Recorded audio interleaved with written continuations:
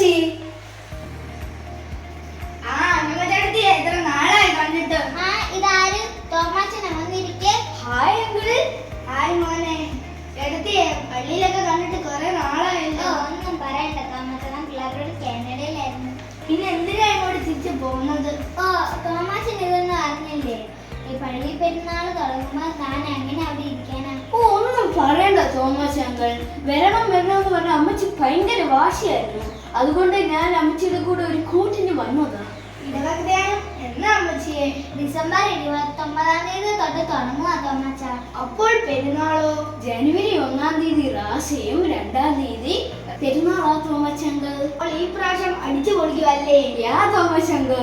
ആരും മറക്കരുതേ, ഡിസംബർ 29 തൊട്ടുള്ള കൺവെൻഷനും ജനുവരി 1 റാസയും 2 പെരുന്നാളും എല്ലാവരും തീർച്ചയായും വരണം. ആ യാക്കോബുദ്ധാനയുടെ നാമത്തിലുള്ള ഈ പെരുന്നാൾ എല്ലാവർക്കും അനുഗ്രഹമായി തീരട്ടെ.